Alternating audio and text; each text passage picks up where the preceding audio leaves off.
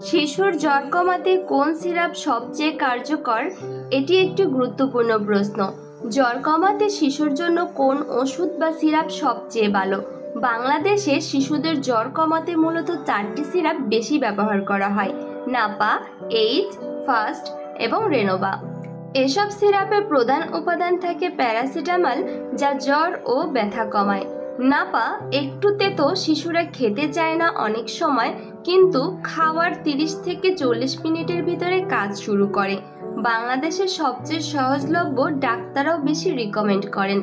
স্বাদ ভালো না, শিশুরা বমি করতে পারে, কিছু কিছু শিশুর পেটে ব্যথা হতে দেখা যায়। এই সিরাপ স্বাদে মিষ্টি, শিশুরা সহজে নেয় এবং খাওয়ার 25 থেকে 35 মিনিটের ভিতরে কাজ শুরু করে। কিছুটা দ্রুত কাজ শুরু করে এই সিরাপ। মাঝে মাঝে পেটে গ্যাস হতে পারে।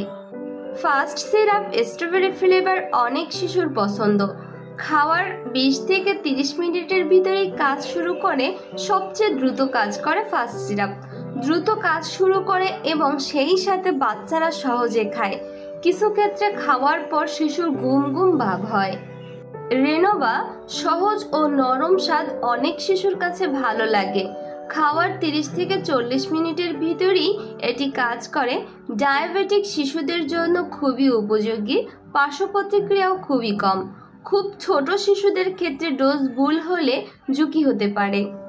এখন যারা এক কথায় জানতে চান কোনটা সবচেয়ে ভালো, সরাসরি বললে ফাস্ট সিরাপ সবচেয়ে দ্রুত কাজ করে। যাদের শিশুর তাপমাত্রা হঠাৎ বেড়ে যায় এবং দ্রুত কিছু করা দরকার, তাদের জন্য ফাস্ট ভালো হতে পারে। তবে নাপা হলো সবচেয়ে নিরাপদ ও সাধারণভাবে সবার কাছে সহজলভ্য। এইচ ও রেনোভা স্বাদ ভালো, শিশুরা সহজে নেয়। আপনি যদি দ্রুত কাজ চান তাহলে ফাস্ট সিরাপ। আপনি যদি নিরাপত্তা ও পরিচিত ব্র্যান্ড চান তাহলে নাপা। আপনি যদি শিশুকে সহজে খাওয়াতে চান তাহলে এইচ বা রেনোভা ভালো। তবে মনে রাখবেন, সিরাপ দেওয়ার আগে শিশুর ওজন অনুযায়ী ডোজ হিসাবে ব্যবহার করতে ভুলবেন না। ভুল ডোজ দিলে লিভারের সমস্যা হতে পারে। 3 বার বা 4 বার দেওয়ার নিয়ম থাকলেও সময়ের ব্যবধানে না রেখে দেওয়া যাবে না। মেয়াদ উত্তীর্ণ সিরাপ বা ফ্রিজে জমে যাওয়া সিরাপ দেওয়া একদমই উচিত নয়। সেই সাথে বলে রাখি, শিশুদের জ্বরের সাধারণ কারণগুলো কি হতে পারে। শিশুরা প্রায় জ্বরে পড়ে। এর অনেক কারণ হতে পারে, যেমন ভাইরাল ইনফেকশন, ঠান্ডা, কাশি বা ভাইরাসের কারণে জ্বর হয়, ব্যাকটেরিয়াল সংক্রমণ, টনসিল, কানের ইনফেকশন, ইউরিন ইনফেকশন ইত্যাদি। টিকা বা ভ্যাকসিন নেওয়ার পরে সাময়িক জ্বরে পড়ে শিশুরা। অতিরিক্ত গরমে শিশুদের শরীর গরম হয়ে জ্বরের মতো মনে হয়। দাঁত ওঠার সময়ও হালকা জ্বর দেখা দিতে পারে শিশুর। কখন শিশুকে জ্বরের ভয়াবহতা ভাবতে হবে?